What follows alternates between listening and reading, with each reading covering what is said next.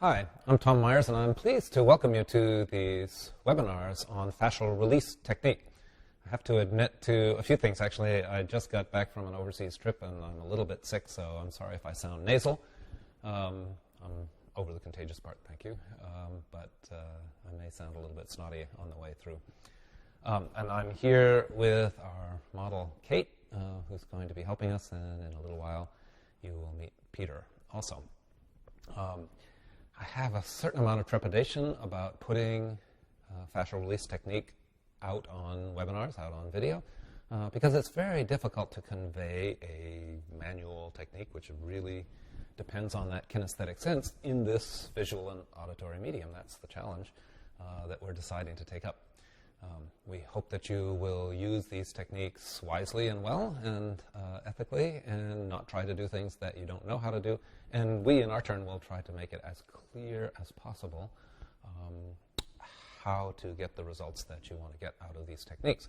We'll be wandering our way around the body in the various webinars that we'll be going through.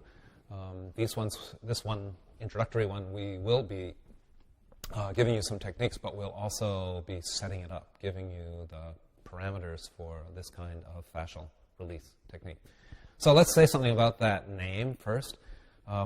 Fascial release technique is, there's a new name for everything every 6 months, isn't there? Fascia is not a new tissue. You've been contacting the fascia ever since you've been touching the body. You can't touch the body without touching the fascia, so what's different about fascial release technique? Well, there's really nothing new under the sun of manipulation, but it is worthwhile considering your effect on the fascia as you're working through. Of course, you're working through the skin, you're working through the nervous system, you're touching all kinds of sensors, you're working through the muscle tissue itself, you're working on trigger points, and you're working on this fascial tissue that we've been talking about in the previous webinars ad nauseum. And of course, when you contact someone, you are contacting all of those things. You are contacting their energy somewhere out here, you're contacting the skin, you're contacting the nervous system, you're contacting the muscle, you're contacting the fascia, you're contacting the skeletal system and the ligaments around it. So the first thing that I want to make sure that we say is that all body work, I don't care how sophisticated an osteopath you are, or how beginner of a massage therapist you are, or somebody just doing laying on of hands, you are initiating a conversation between your system and the other system. You're initiating a hopefully intelligent conversation between two intelligent systems. Kate here, I just met this morning. I don't know her, but I know that her physiological system is highly intelligent, and I suspect her cognitive one is too. And I'm going to engage both the body intelligence and the cognitive intelligence. And the same goes for me. I hope that I'm engaging my own bodily intelligence when I contact Kate, and that I'm using also my cognitive intelligence. Hope so, because I'm going to try to teach you some techniques with my cognitive intelligence. But anyway, the setup here that I really would like you to get as you come into this conversation between two intelligent systems, which we're going to have on a deeper, I would call it, fascial level. However, we're really contacting all those systems, is best done. And we're not going to sit here and have you watch a half an hour of meditation, because it's boring as watching paint dry.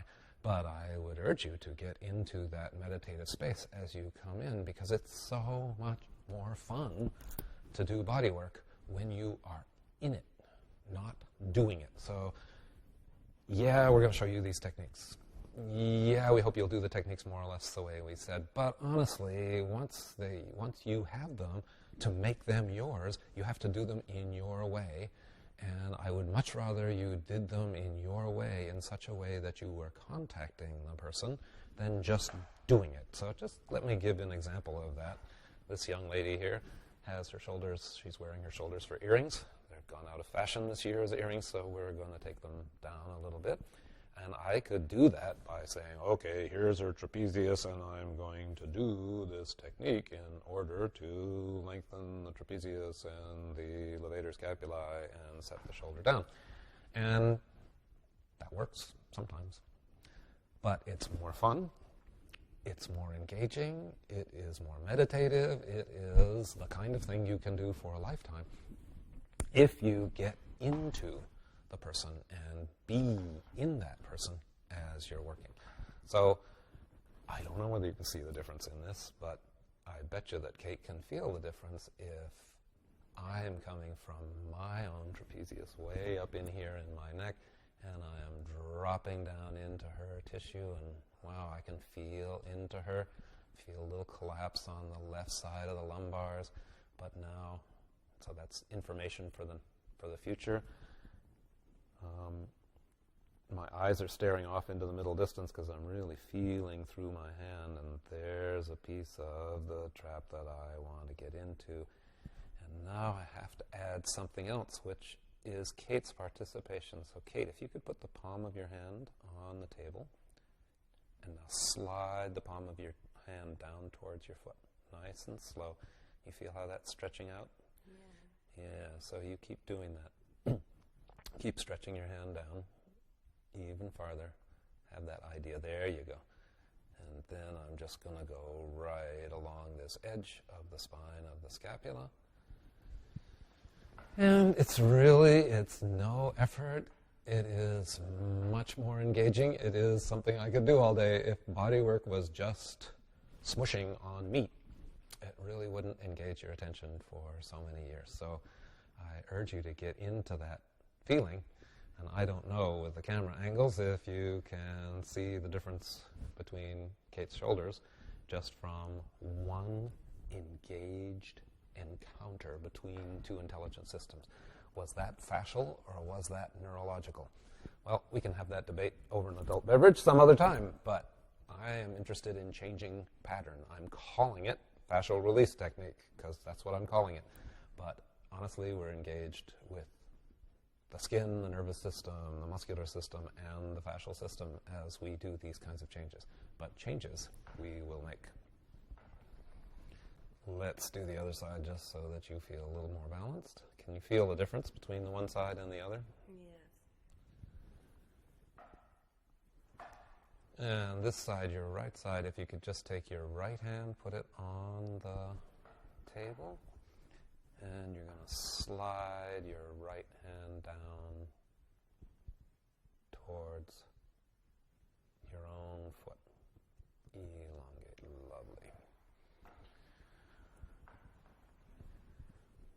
All right. Well, I think we got the basics in here. So let's get on to the different parts of our body that we're going to use as tools. So let me introduce, besides Kate, we have Peter here to act as practitioner, so to help your learning.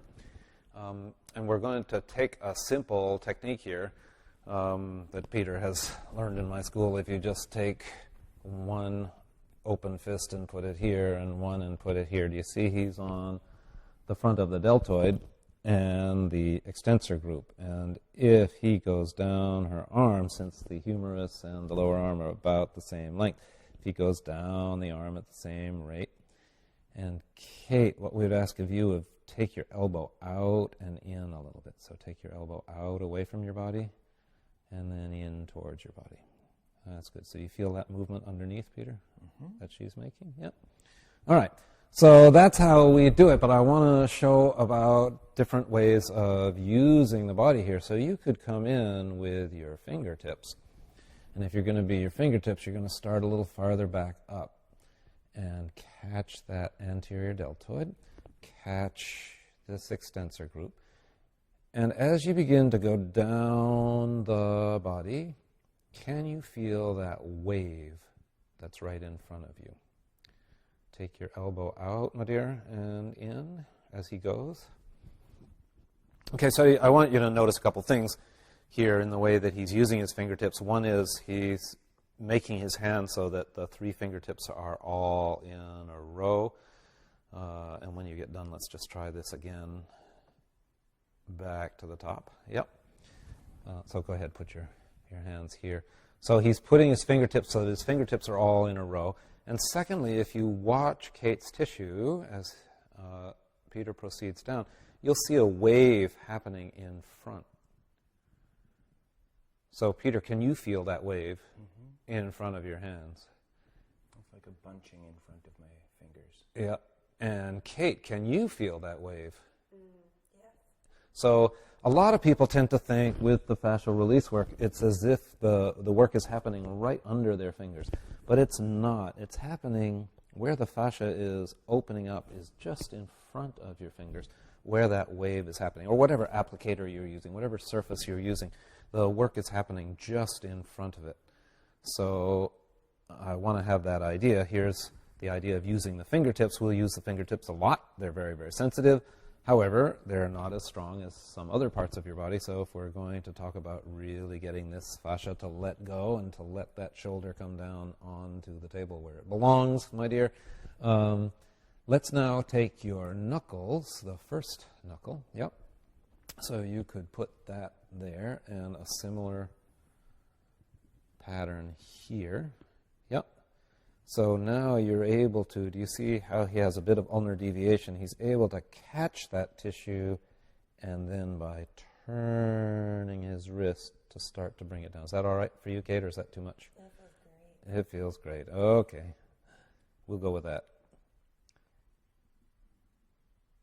All right, now, if you look at Peter's right hand up here, you can see the hand collapsing. So when we use the knuckles, I'm going to have you back up just a little bit, because when we use the knuckles down the arm, for instance, anywhere, I want to have that idea of a straight line down my forearm to my knuckles. So the difference in your feeling, if I collapse, and I'm coming in that way, or if I keep my hand straight and I'm coming in that way. Is the message not clearer in the second?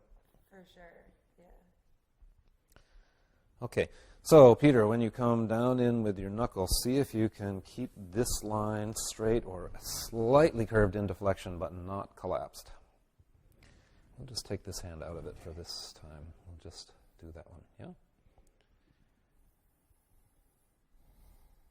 Okay, and sink into that tissue and start to come down, and you can do something different this time. Open your hand out wide. Now, I get so crazy about this. Find some way to put your hand on her, just because I want that second hand on there. I go kind of crazy when somebody's just working one-handed. There you go. So that's opening up. We just switched from the superficial back arm line to the superficial, so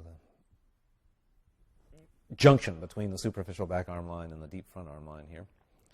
It feels like I'm in the septum. It is. You are in the wall between the muscles there and the septum. But I'm still going to try to keep you from doing so much ulnar deviation as you come down. So when the hand is like this, do you see how the tendons are going around the corner? And that is going to hurt your hand in the long run. So you want to keep that straight. Now, as you come down her arm, let your little finger come in more contact. Your little finger knuckle come in more contact. There you go. And just keep that line straight without collapsing. Now, can you feel the difference there, Kate? There's so much more contact. Yeah, good. Okay. I think we have that idea. And poor girl, this arm is probably getting really flattened out. Actually, it is. It's getting closer and closer to the table. So I'm going to show the next one on the other side of her arm so she gets some other bits. So we did this, hope the camera can see, we did this with fingers, tips, and we did it with knuckles. And the first time we showed it is actually the easiest way to do it. So I just want you to see how all I'm doing is letting, my hands are straight and they are simply the tools. I'm falling through her arm. I'm really engaged with Kate and I'm falling through her arm. Now the easiest way to do this is with the flat of your hand, and you could call this an open fist. I am not going to bring my hands up so that they're in a fist, but everything is loose and open. so that I can conform to her. Okay? Take your elbow out and in, Kate. Good. All right. So, Peter, do you want to get on the other arm in the same way? Yep. Just below the joint to start here on the extensor group. Okay, and now we're just going to fall down her arm, and she's going to take both elbows out and in. Talented model. Okay, so now what's the difference in what you feel on the right side and the left side? Well, the left side is a lot looser, firstly. Yeah, no, I mean in the way that we're applying it. What's the difference between Peter and myself in the way that we're doing it? I feel like you put a little bit more pressure at the top than Peter put. Okay. So in this way, by using the model's feedback and the practitioner, we hope that you'll be able to take these techniques and get the most out of them by using everybody's feedback. So we've thought about the fingertips and the knuckles and the back of the hand, which is kind of like knuckles, but a little bit different. But I do want to bring in the forearm and the elbow to this. So, okay, if we can get you to bring your forehead down towards your knees, which presents the back in a nice C curve. And then I'm going to ask Peter, come ahead forward and put your forearms there. So what I want to make is a distinction here. So now you're going to start bringing this tissue down her back. The distinction that I want to make here is between the forearms and the point of the elbow, because a forearm like this, and your idea here, Kate, is just to relax forward. By the way, we'll be coming back to whatever we show today, we'll be coming back to as we go down through the theories and explain them more fully. This back work here with the forearms is just bringing that whole superficial lamina of the back fascia down towards the sacrum. And this is a nice, safe position in flexion like this. You doing all right? Good. Okay. Now, you notice that the surface that Peter is using is the whole proximal part of the ulna, but not the point. It's this flat band here, and that's really nice surface to use. And then if you want to get into something more specific, then you can bring in, just put your thumbs on your forehead in a contemplative way here, and then you can bring the points of the elbows down. So you feel the difference when he brings the points in, yeah, Kate? Yeah. Okay. So especially, let's see if we get down, if we get down to right there, if you feel in on this side, you'll find, I'm not sure you're right on it, but there's a little tight spot in there that she's working with. So this, using the tip of your elbow, obviously, it's there's two things about this. One is you need to get eyes in your elbow. You need to get your elbow used to working and your elbow used to feeling so that you can feel stuff coming up through the elbow and you're not just delivering down through. The movement of the client, so if I were to ask you to just slide your cheekbones across your knees, there, that would be pulling out from under Peter. Peter could move around a little bit. This is always this dance between things. Two intelligent systems, always this dance between the client and the practitioner in the service of opening up these very deep patterns of tissue. Kate, not unlike other women, very much behind the bra line is often a place that is really fixed. So I could do this with any one of my applicators, as the osteopaths call them, or parts of my body that are applied to the client's body in order to change the tissues. I can address myself to this with the fingertips. I can address this with a single knuckle.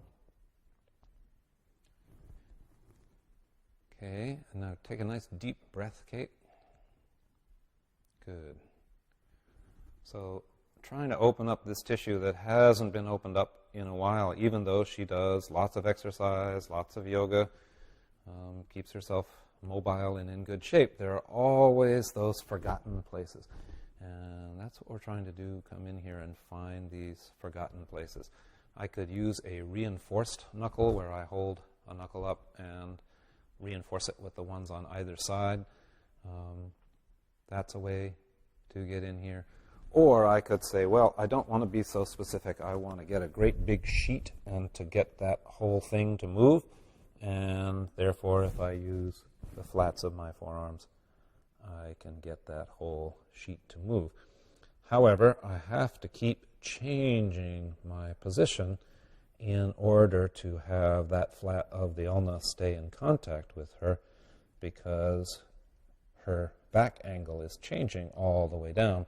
So I need to keep changing my angle, and if that becomes impossible, then maybe I need to start with a different applicator, the same one that we were using on the shoulder, but now applied to the back. So when we show you these techniques, it's not that we're saying that specifically you have to do it the way that we're doing it. You could use a different applicator. Once you know what you're doing, you can do it the way that suits your body. Or as Feldenkrais used to say to us, when you know what you're doing, you can do what you want. However, it's the when you know what you're doing part that's actually takes a few decades.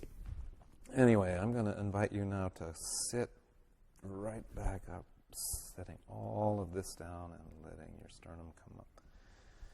Beautiful. All right, so as you can see, the body position as you do this is very important.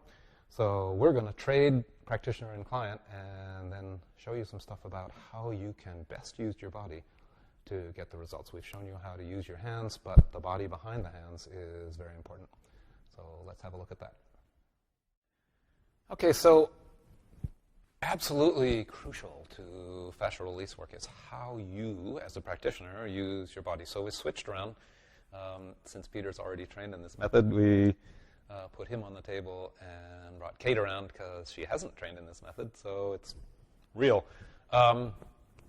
And I want to show her a technique or two, and I want to show you, through her, how you can best use your body. You best use your body for three things. The most effectiveness in the techniques, the least amount of pain, the most amount of effect for the least amount of sensation on the part of the client. And 3, your longevity in the work. The more you use your body properly, the longer you'll be able to stay doing this kind of work. I've been doing this now for almost 40 years, and my body feels great, and I really ascribe it to good training in body use that I got early on in my body work training. So ergonomics is important. Come on around here, Kate. Let me show you what you're going to do first. If you take the flat of your hand and you come around on the upper part of his pectoralis, so your ring finger is along the bottom of his collarbone, I'm going to ask you to bring the tissue out. And it's kind of an awkward situation, and I'm asking you to do that for this very particular reason. So you're going to find a way to put your other hand on him, just because that's a superstition that I have. Okay, so Peter, what's the difference between what she's doing and what I'm doing? Or what I did a minute ago? There's Okay. less surface area and a little bit less weight, more tenuousness in the feeling of contact. Okay, so if you look at her shoulder, what I'm going to ask you to do, Kate, is get up on your tippy toes and then lean over onto your arm. There you go. So that now, don't pull it down his shoulder. Lean over him and let it fall down his shoulder. You feel the difference? Okay. So that left you the fourth thing about this, which is that you're much more sensitive to what's going on in the person if your body use is correct. If you're doing it to them, so now get your pelvis away from the table, let your shoulder come up again, and try doing it the first way that you did. It's so much harder. It's so much harder on you, and therefore you can't feel as much about what's going on in him, because this is not just a good idea, it is the law.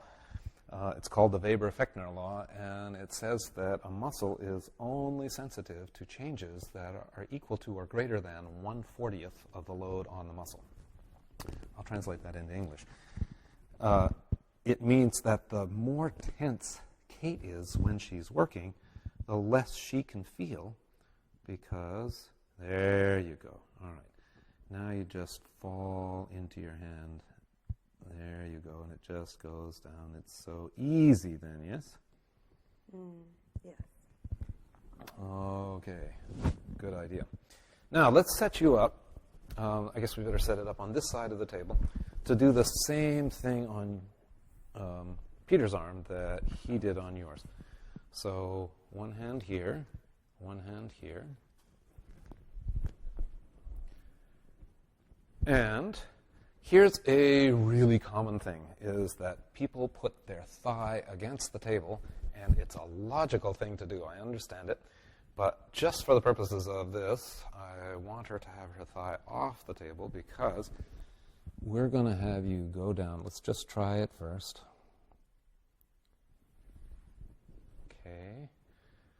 So if you watch her working, she's working very nicely, but she's working from her shoulder girdle. And yes, all I have to do is tell her, and she's changing that little bit more arch in the back.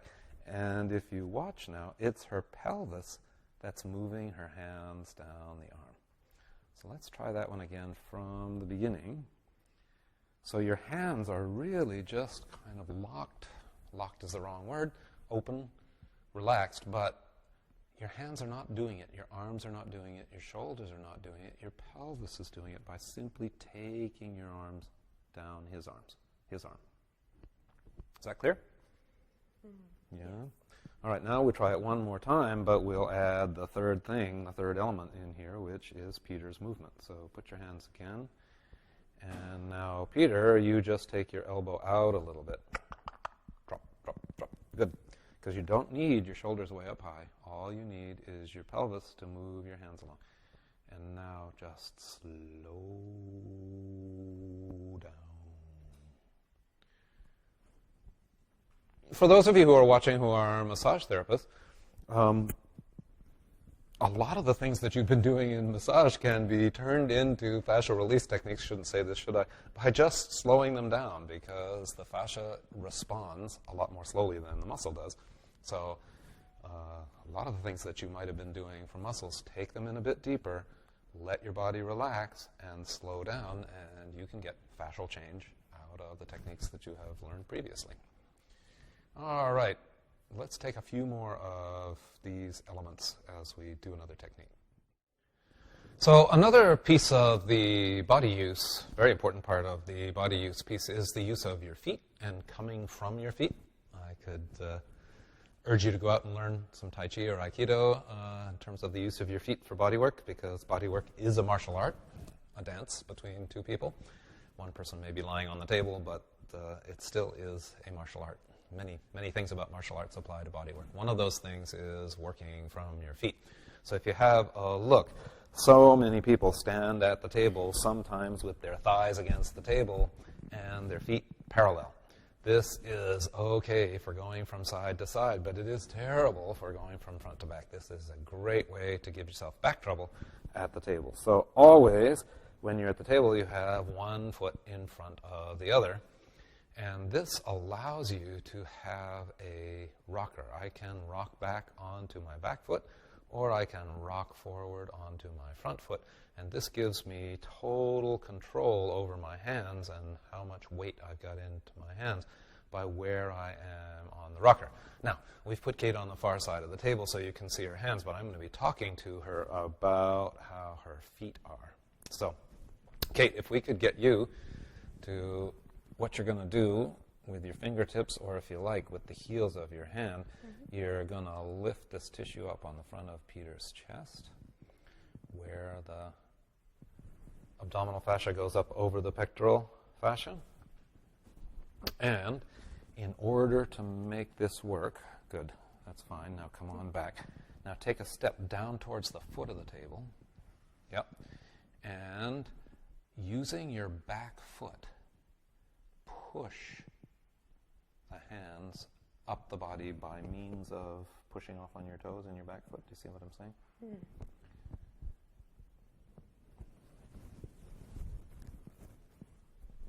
So what we're looking for with Kate in this is that she moves her hands all the way from her feet. Yep. So I know the thigh comes against the table, but stay alive all the way down to your right foot and use your right, there you go, use the right foot to push your body along. You feel the difference? Mm-hmm. So up until then, you were just pushing your hands along, and then all of a sudden you got down to your feet. And it's that will make a real difference in how Peter experiences the thing. That's fine. It's far enough. Yep.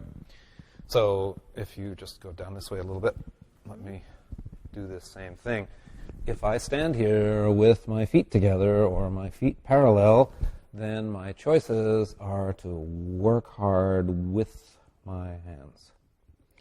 If I get loose in my feet so that my body can move on my feet, doesn't matter what applicator I use, but I come up on my legs to come down into his body. We'll be talking about how deep in a few minutes. And then drop to catch the tissue, and then move that tissue along from my feet. So I'm doing nothing with my arms. I'm really doing very little. I can look around the room and see what's going on because it's my foot that's running my hands. Come on back in, Kate, and try that one more time. And I want to see if she can get that same kind of feeling. So I'm going to have you take your fingertips and catch that. Do you feel that tissue catch right there?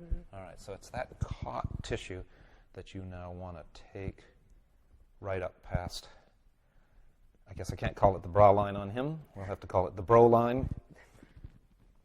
But it's on both genders, bra or no. That's where tissue gets caught, is right along there. So can you get in there? And now with your feet, can you move that along? There you go. Now your whole body's in it. So your feet come to your low back comes through your shoulders come to your hands, and so your feet are talking to him. How's that working for you? Good, I think it's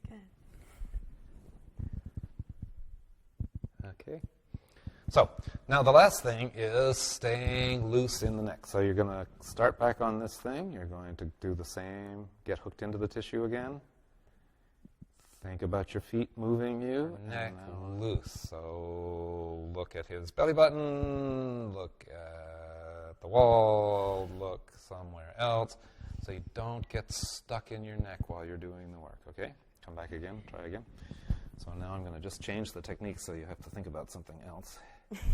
You're going to come in under his ribs like this and lift it up. Is that all right? She's got fingernails. There we go. You're going to come up over it like that. All right? But at the same time, you're going to come from your feet and you're going to stay loose in your neck. That would be loose in your neck. There you go. You feel how that high shoulder wants to tighten up. So if you just come down to your feet, come up from the feet and into your hands. There you go. And stay loose. There you go. Yes. Okay? So I'm going to move you back again just for a second here. If I'm coming in, if I'm deciding I want to open up the edge of his rib cage there, coming into the diaphragm, if I'm doing that with my neck rigid, then that rigidity will convey itself to my hands.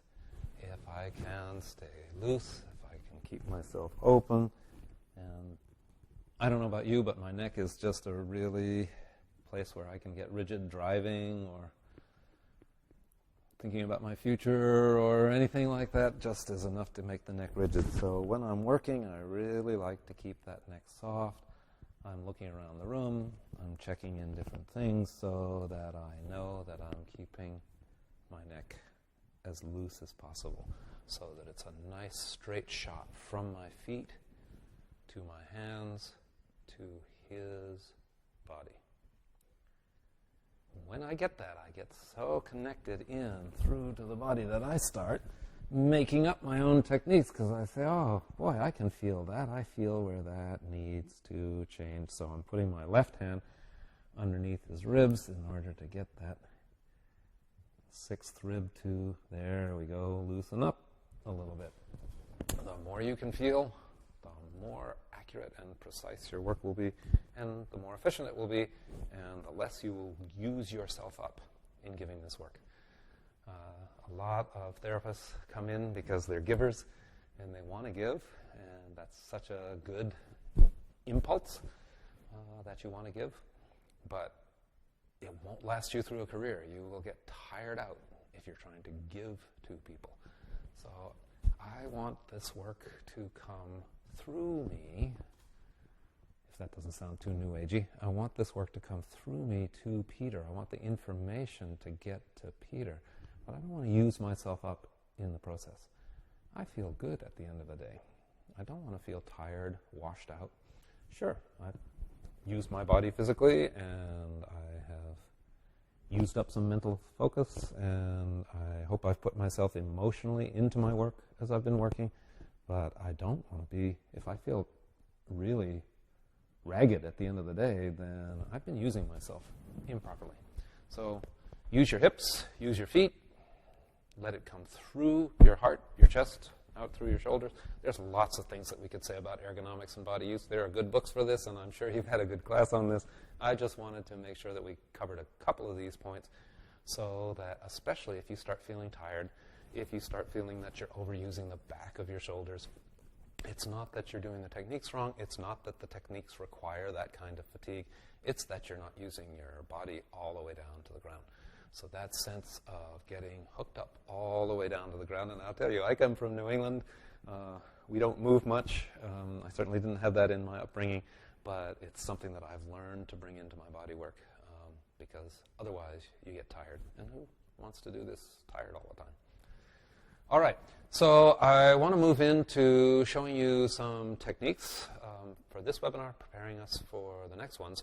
But there are a few more pieces of how this becomes fascial release techniques that we want to get in first. So we're going to trade back and have Kate as the model and Peter as the practitioner, and let's show you a little more stuff.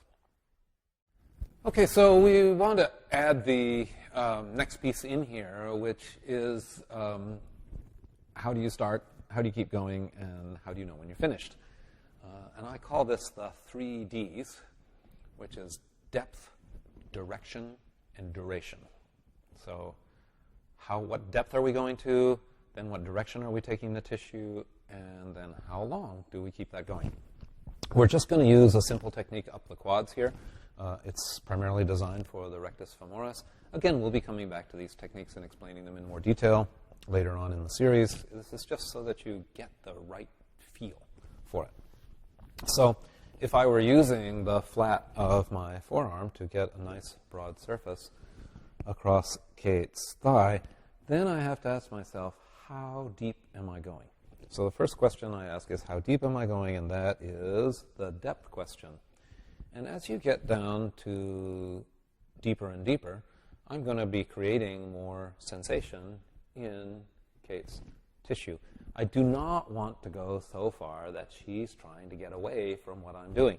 So if you've got all of Kate in the picture there, if you watch her eyes, if I were just to keep going, at some point her face would betray, which it just did. It's often right here on the crinkly eyes that you can see when you're going too deep. The object of the game is not to put tension into the body. The idea is to take tension out of the body and also to lengthen the fascial tissues, which does take some pressure. So you're always hanging out on, when you go to the depth, at the edge of sensation that can turn into pain. Ida Rolf used to say that pain is sensation accompanied by the motor intention to withdraw. Pain is sensation, but it becomes pain when it's accompanied by the motor intention to withdraw. So this is just sensation, and this even is just sensation. But then if I went farther, I would get to the pain, and often you can see it. Often what I'm looking at is not what I'm doing with my hands. but I'm actually in contact with the client to see when that is going to show up in the eyes, because as soon as it shows up in the eyes, I'm probably working with her resistance instead of working with her release. And it is called fascial release technique after all. So I'm going to take that depth down. Is that okay? Yeah. So that's okay? Yeah. Yeah, but we're on the edge. I could... Frank. Great. So on the edge, what we call the hedonic point, that point right between pleasure and pain, is okay for me. And so now I'm going to use my body, because the better I use my body, the more depth I will be able to get without pain. I am just going to take this surface up her leg and call for her to lift her knee and come back down again. You all right with that? Okay, so lift the knee and let it down, lift the knee and let it down, and I'm hopefully not skating or skittering, but that I am going over. Actually, I'm not going over. The idea is to come, I'm just going to show this with my fingertips here. I'm going down to a level, and then I'm staying at that level. So if you watch, I'm dropping my elbows. It's the same thing with if I'm using my elbow, I drop my body in order to go along at the same level of the fascia. So once I've achieved a depth, I don't change depth. I don't go more deep in the middle of the stroke, and I don't come out and go most superficial in the middle of the stroke, because that's going to be doing nothing. I go down to a depth, and having achieved that depth, stay on that depth as I move up the body. So the second D is direction. The direction that I'm going to show you the techniques is often the direction that you want to go. There are differences in where the direction should be, but I'll tell you on the quadriceps almost all the time, you're going to want to be moving up the tissue. So I achieve the depth, I go along in the direction that the book says, or the guy says, or the tissue says. And how long am I going to go? Well, in this case, I'd like to go right up to the origin of the muscle on the AIIS, up here on the front of the pelvis. And so I'm going to carry that right up. If I were going up and I lost it and started sliding, well, that's the end of the duration. You keep the duration for as long as you are engaged with that same tissue. Now, if you lift your knee up, that would be you, Kate, lifting your knee up. Yep. And down. And up. And down. Now, I've been doing this for a long time, but if I were going to use my body use properly, I would be from here, coming from my feet, getting into the tissue, and moving along properly. So sitting on the table there was a shorthand for me. Probably not a good idea, but I have been doing this for so long. So let's put Peter in place and play with depth, direction, and duration.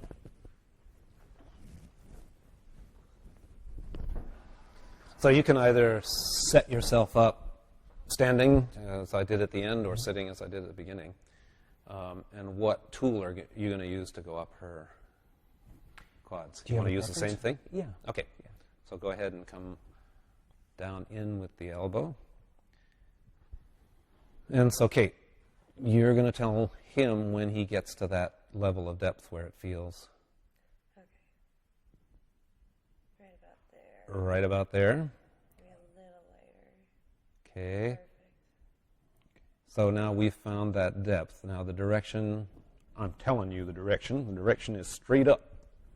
So straight up along the anterior surface of her body towards the ASIS. And you've got that whole quads, and you're asking her to lift the knee and lower the knee. So the fact that somebody's moving while this is happening is really important, because it does two things. Obviously, it engages the client. Three things. It engages the client. It's going to engage more of the client's kinesthesia. They're going to have more firing going off in their muscle spindles and their Golgi tendon organs, so they're going to have a richer sensual experience of this. But number three, it's for the practitioner. It really turns the lights on about the anatomy. You can feel, for instance, in this case, the rectus femoris sliding over the vastus intermedius, so you know exactly what level am I on. Am I on the upper level of muscle, on the lower level of muscle? If you're confused, just ask them to move, and you'll be able to feel immediately what layer you're on. Okay, how's that going? I feel like it could have been better. There was a skidding. All right, so when you feel this skidding or skittering or skating, as people call it, you just are kind of jerking across the surface of the tissue, then we just need to add a little lotion. So now we're going to do this again with the addition of a little bit of lotion. Any old lotion mostly will work, but you are looking for something that has a grab. We sell a wax, and various people have made up stuff for this, but honestly, anything will work. And if you really want to be inexpensive about it, water works pretty well too. Just put a little bit of water. But we don't put the lotion on the client, and you cannot use an oil-based lotion. If you are using an oil-based lotion, you will end up doing something other than this, because you need to have the ability to go into the depth that we're talking about and then stay on that depth. If you oil up the client or you oil up your hands too much, then all you're going to do is press every layer of fascia between you and the bone. You will not be able to distinguish between different muscular layers and different fascial layers. So, yes, you need a bit of lotion if you're skittering around on the body, but be careful about putting too much on. Use a couple of drops to see how that works. Use a couple more drops if you need it. This is not a lotion-heavy exercise that we're doing here. Just a little bit. If you're working in Arizona and you're dry and they're dry, then you'll need a little more lotion so you don't skitter over the surface. If you're working in Seattle and it's wet and you're both well hydrated, then you probably don't need any lotion. All right, Peter, let's try it again.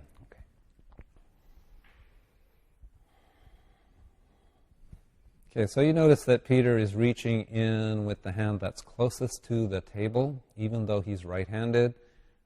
We don't want him reaching across his body to work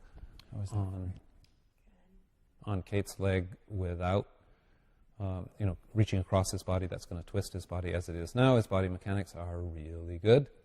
And you can see him coming down through his shoulder to the elbow, and all we need is Kate to lift up against his arm, lifting your knee and letting your knee go so that there's this motion underneath, so that you're getting the sensation of the motion, he's getting the sensation of the motion, as well as the tissue change.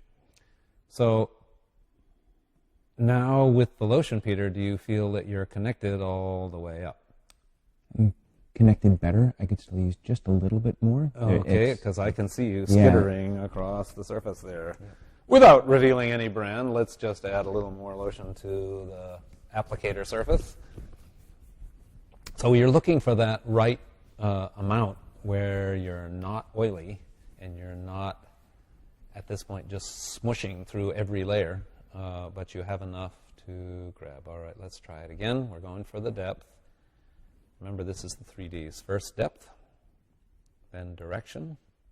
All right, we got the direction. For you. Now that skittering, or a lack of skittering, is about the duration. You keep going as long as you have that juice.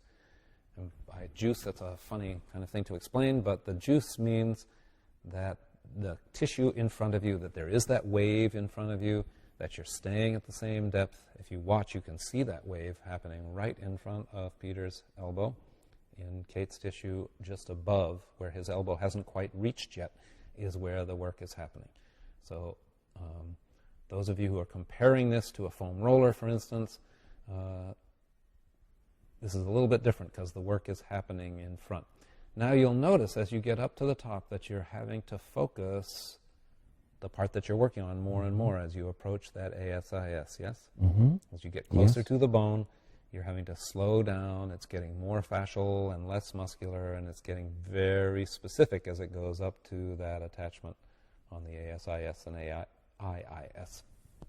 So, and it's getting easier for you to move, isn't it? Mm-hmm. Because he's not got the whole weight of his body on your leg. But, all right, so let's call that the end of the duration. And just for fun, lift that knee up in the air that we just worked on. Good, put it down. And lift the one that we haven't worked on yet up in the air and put it down. Can you feel the difference? Yes. What would you say the difference was? The one that wasn't worked on feels so much heavier. Uh-huh. So we've lightened your leg with just one move. Yep, I think that's good. Maybe we should go do the other one. Yeah, but we can do that off camera because what we want to do is to keep this thing going. So after we do Kate's other leg, I want to show you the 3 I's, how to work with intention, invitation, and information. All right, so we're moving on to the 3 I's now, what I call the 3 I's. It's part of how you get deep. The question, we've already considered the question of how do we get deep in terms of how far do we go into the body, what kind of depth do we have before we start engaging the resistance of the person.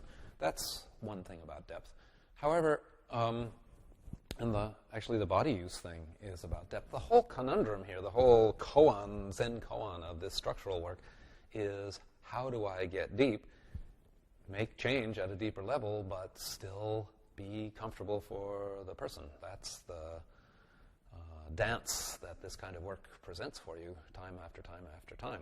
And I'm really not interested in making just superficial change or mushing things around and making no change at all. I love having all kinds of work. I get all kinds of value out of all kinds of work. But the work that I like to do is that work that produces a deep, lasting change in the pattern of posture and in the pattern of movement. And that's what we're trying to give you here are the tools with which you can do that. If you are skating superficially over the body, you won't make it that way. So 3 of the elements of depth that I'm going to invite you to are intention, that I, of how do you work with intention, and then how do you work with invitation, and finally working with information. So we'll start with this. Just want you to have this picture of the tibialis anterior, which is running down the front of the shin here, across the front of the ankle to the inside of the arch. The reason that I'm choosing this muscle is a good inch to an inch and a half deep, 3-4 centimeters deep, and therefore you cannot put your fingers all the way down to the depth of the muscle. The depth of the muscle is going by the shin bone all the way to the interosseous membrane, and you can't go in all the way, so you have to work with intention. All of the things that we've talked about up till now lead into this intention. You cannot get good intention by going harder. That if you are using your body badly, if you are using a lot of muscle to get in, you can't get into the deepest layers. So if I'm talking to a part of the tibialis anterior, if you look at this slide, you'll see that there's the superficial part of the muscle, and then about 1/4 of an inch, 1 centimeter in, is a tendon. That tendon is very thick and wide band, and then there is a couple of centimeters of muscle under that band. So we're going to use our intention to get deeper. So if we come down here onto Kate's lower leg and we use the tibia as a guide, and you can see I've got 1, 2, 3, 4, 5, 6 fingers all lined up here. And then I'm going to take those 6 fingers into the muscle. Well, that first part of the muscle is readily available to me, and that's where most people do their work, on the tibialis anterior. But that's only a small piece of the muscle. The muscle keeps on going. So I'm going to use my intent, my intention. And I don't want to overdo this word. It's kind of a new agey word, and it gets a lot of use, but it really does have a very real effect on your hands.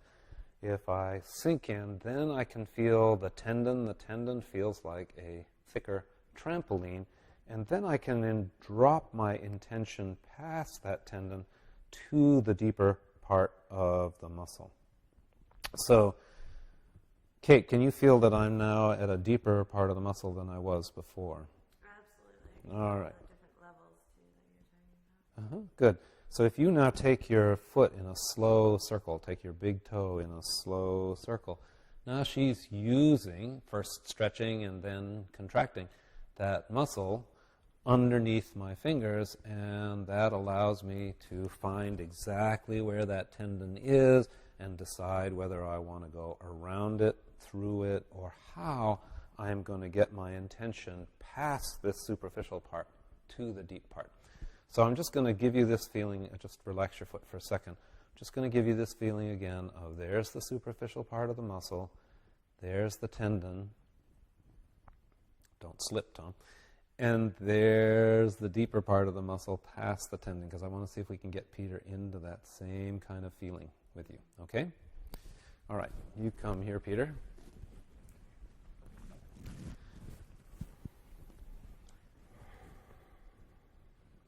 Yeah, I've left finger marks there for you.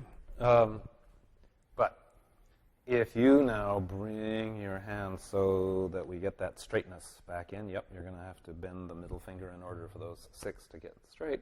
And so that then your leaning into the body comes not from the strength of your hands, which I know are strong, not from the strength of your arms, but by just lowering your chest into your fingertips. There you go. Okay, now if you slip back and forth towards you and away from you a little bit, you should be able to feel that tendon about a centimeter down. Yeah. How's that for you, Kate? Good. Okay. Now, can you just drop your intention? And it is a movement of the body. It's not a psychic thing. Just allow yourself to sink through that tendon. So you let yourself down into the body. Into Kate's body in this case. Okay, so now I'm just going to give you a little bit of, if you let this sternum come up a little bit and then land on your fingers. Okay, good. So here's what I was seeing, was that when Peter was coming forward, he was coming forward, but the sternum was going down. So his breastbone was going down. So in order to actually have that force, by which I mean a good force, go into Kate's leg, I actually have to bring my sternum up and then let it down through my hands. I don't want it to drop into my pelvis. I want that energy, that weight, that feeling to come down, and you feel the difference in my weight when I do that, okay? So we want Peter to have that same feeling of just dropping in.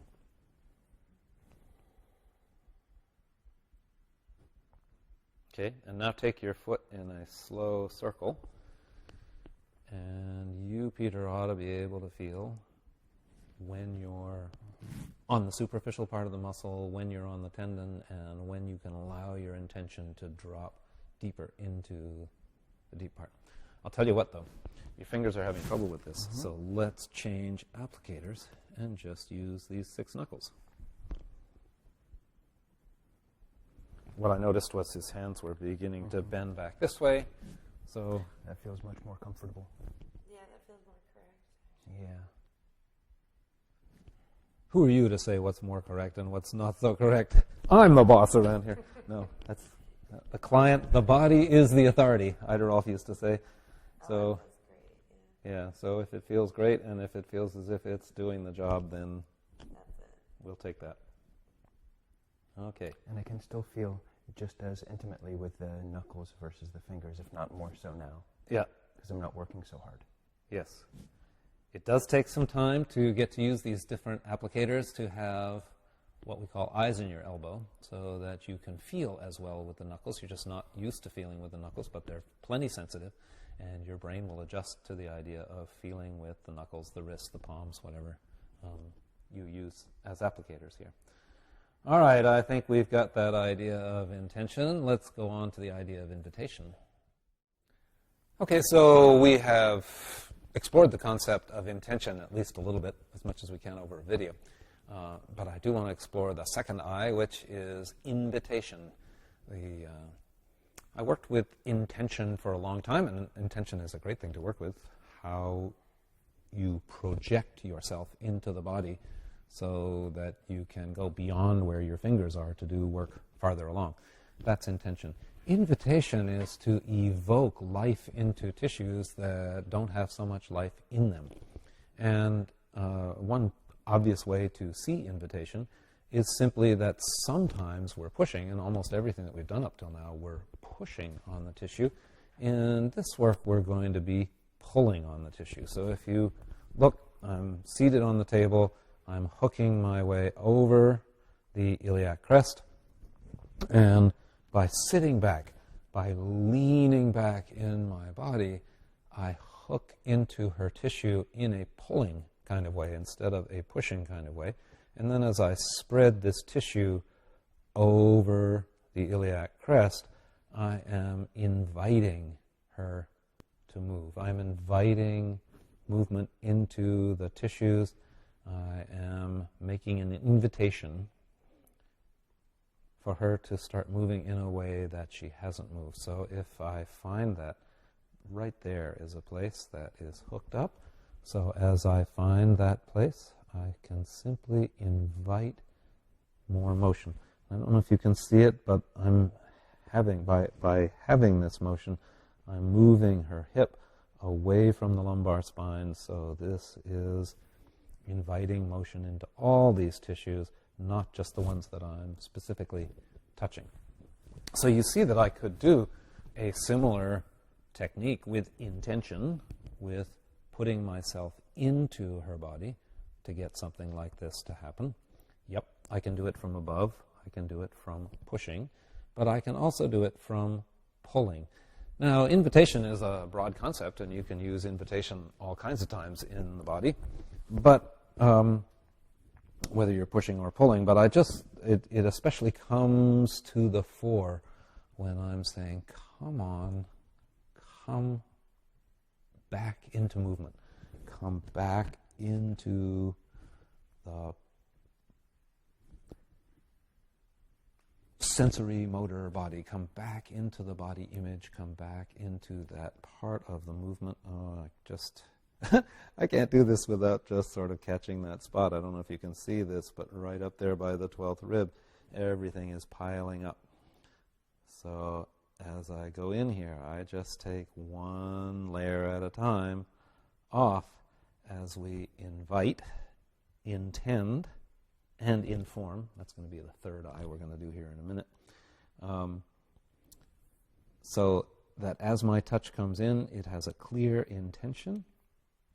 It has that sense of inviting. And we're going to also have that sense of informing. Okay, now, Kate, if you can take your hip bone down towards me. Yep, just move away from my work so that you're stretching your hip, your right hip, down away from your right shoulder. Good, let's just try that one more time. Take your right hip down away from your right shoulder. So by getting her participation, that's a big part of the invitation too. And the invitation is very specific to which tissues that I'm trying to get in there. Take a breath now. Feel how that allows your ribs to move more? Okay. Good. So if I could get you to lie on your back here, I just want to get Peter into this idea of invitation and just slide down. So another way in which you can make this invitation work that I want to have Peter play with on the other leg when I get done with this one. What I'm doing is putting my fingers in behind Kate's knee so that I'm just inside the hamstring tendons. So if I take these hamstring tendons and I hook my fingers in just inside, did you hear me? Just inside, not in the middle of the popliteal fossa so that you're pressing on blood vessels and nerves, but just inside those hamstring tendons. And then I put my hands around the knee. Then I can bring these tissues down. It's an invitation. And if the camera could go out so that we could see all of Kate, you will see her nose moving in response to what I'm doing here. So the invitation goes all the way up the body on what that Myers guy calls the superficial back line. Because by reaching into the hamstrings, we're reaching through the pelvis, across the back of the pelvis, onto the back muscles, And so it works its way right up to her neck. So the invitation here is that I'm just sitting back with my body and inviting her to come with me. Where can she let go? She lets go very well across the back of the pelvis, but not so much across the front of the pelvis. I don't know if you can see the hip ever so slightly flexing as I bring the knee down. So that's something we'll have to address later on in this series. Right now, though, I'm just trying to get that idea of invitation. I don't know if you can see that, but this knee is now sitting longer than this one. So your job, Peter, is to make this one as long as the other one. So if you sit down, lean forward in a balanced way with your spine, and come under her hamstrings in such a way that your knuckles should not be touching. They should be far enough apart and catching onto those hamstring tendons. Yep. And then there's a feeling of lifting them up off the table and down towards you. And I know we usually have a motion of the client, but in this case the motion is going up through the client and you're aware. I would invite you to be aware of it. And how does that feel in comparison?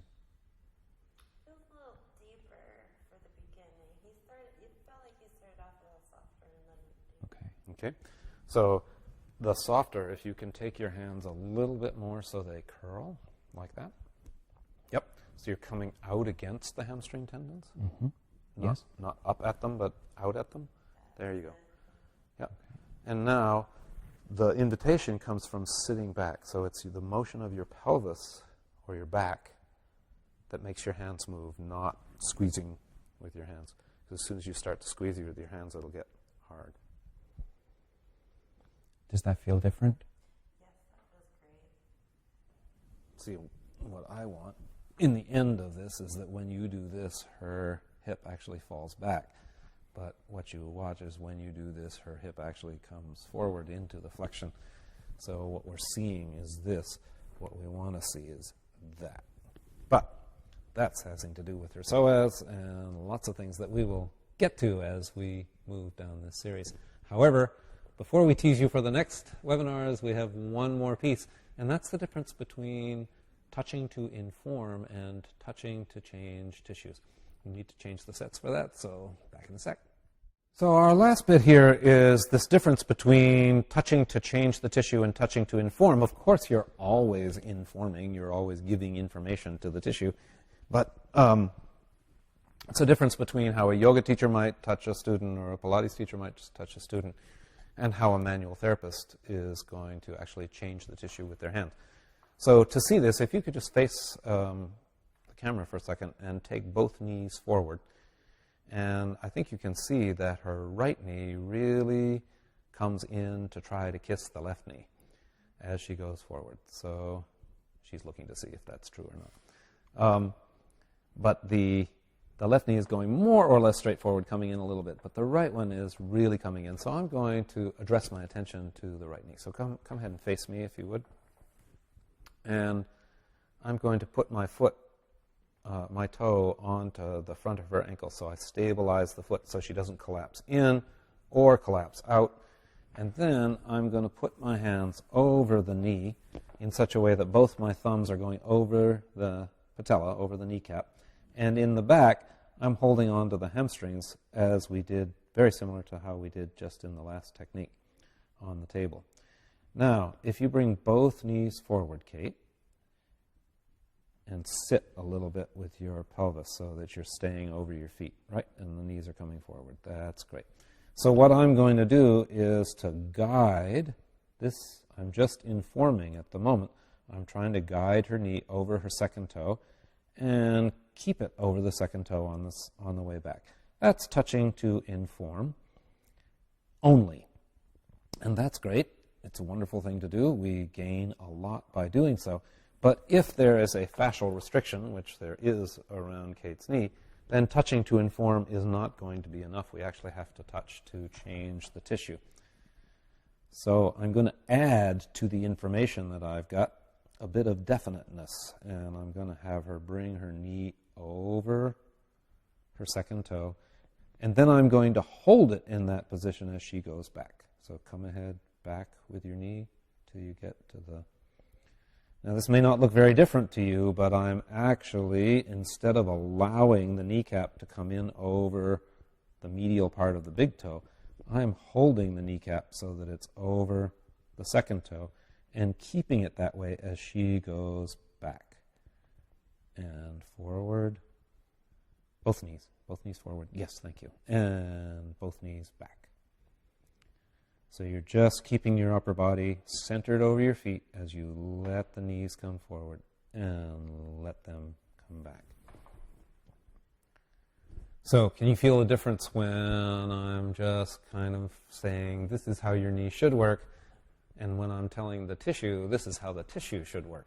For sure, yeah. Yeah. Because there's a very definite, you can see I don't know if you can see that the knee is going out. Actually, try turning to the camera and taking your knees forward again. Maybe be able to see the difference, that it's not coming in so much as it was before. Now, I don't know if that's going to stay, because that's just one move of what should be an integrated session. When we're teaching fascial release technique, we really have this difference between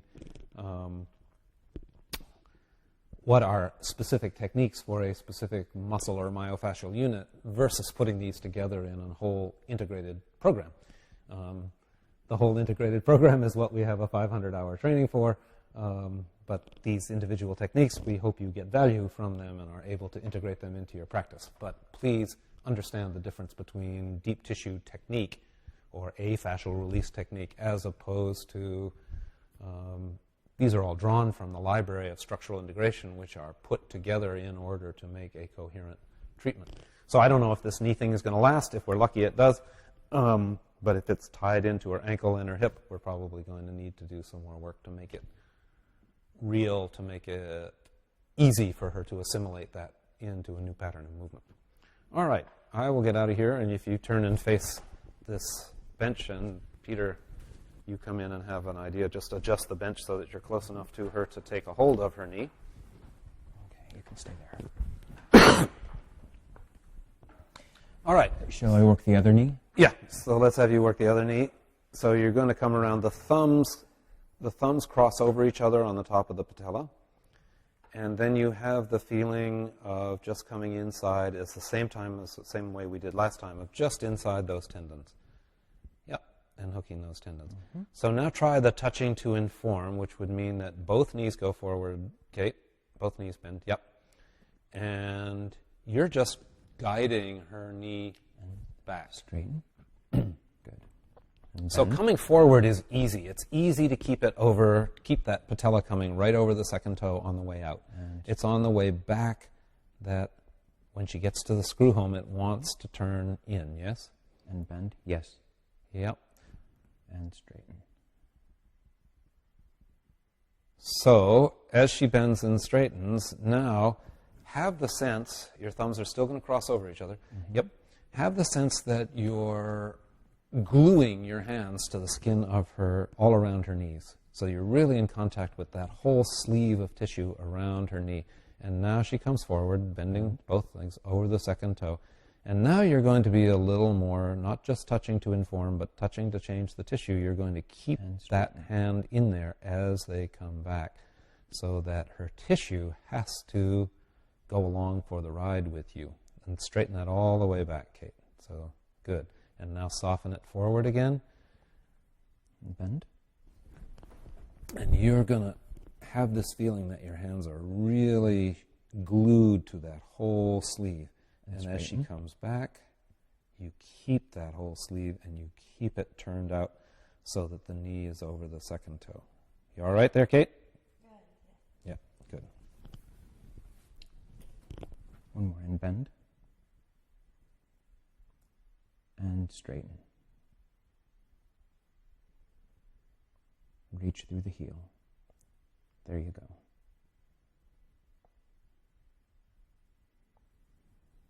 Okay, good. All right. That gives us some sense of the difference between touching to inform and touching to change the tissue. So just as a quick review, we have thought about how deep are we going, what direction are we going, and then how long do we go, depth, direction, and duration. And in a little more new agey vein, but still I think it's important to how you touch, is what is your intention, what is the invitation, and what is the information that you're trying to get across. We will be taking each of these techniques in turn and making sure that you understand the direction, the information, the intent, because if you have these things in mind, it's a lot easier to get the results that you want out of these techniques. Great, so this is the introduction. I think we've covered it sufficiently. There's always more that could be said, always stuff that I have left out.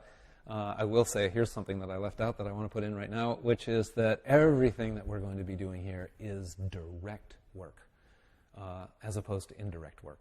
Cranial work, a lot of osteopathy, some of the visceral work, recoil techniques.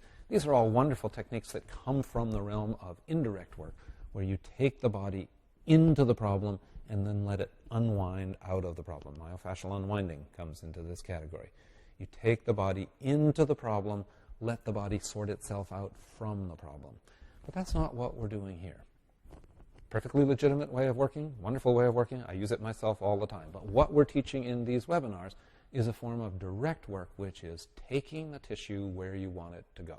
So in the last instance, Kate's knee was rolling in, the arch was rolling in as she went, and the knee was turning in. So we actually were taking the tissue that was pointing that way and moving the tissue around so that it could easily go in the direction that we, in our arrogance as therapists, think it ought to go, which is knee going straight forward over the foot rather than bending in. So, yep, it's an arrogant position. Yes, we think we know something about the body's design and how it should work. And no, I'm not saying that all those indirect work is not a valid way of working. But let's show you a few techniques, both to give you something to practice and to tease you for the next webinar. But all of these techniques, everything that we'll be doing here is direct work, taking it in the direction we want it to go. Okay, let's try putting all this together in a technique here. This is a technique for the hamstrings that I learned from Ida Rolf way back when. Very effective, and as I say, we'll try to put all of these things together in it. So if you could bring your knee up and put both hands around your kneecap, your job is going to be to pull your knee to your nose without hiking your hip up like that. Right? Keep your hip coming down and your knee coming up. You seem puzzled about that. Is that it? Am I doing it correctly? You are doing it correctly. What I'm looking for is that you don't do this. Right. Is that you shorten up on that side. Just stay long on that side. That's great. Now, we'll open this up, and I'm going to put one open fist on one set of hamstrings and the other on the lateral hamstring. I'm going to position myself so I'm right in line, and as you pull your hamstrings toward your nose, I'm going to pull the hamstrings in the other direction. And putting all this together for the first thing is that I need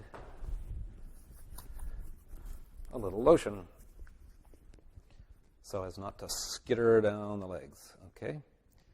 So now you pull your knee to your nose, and I'm going to elongate these hamstrings. Now you notice that I slowed down because I'm paying attention to her, and when I got into thicker tissue, I had to slow my arms, the pace through the tissue down. And secondly, the hamstrings are going for the ischial tuberosity, so as I come down here, I'm not going so much for the greater trochanter out here. I am focusing in on where these hamstrings go to the ischium. Okay, and just let it go a little bit. Good. And now we're just going to do that again. You slowly pull, and I slowly come down. Okay, and then have that sense of, yes, pulling deeper into the back of your legs.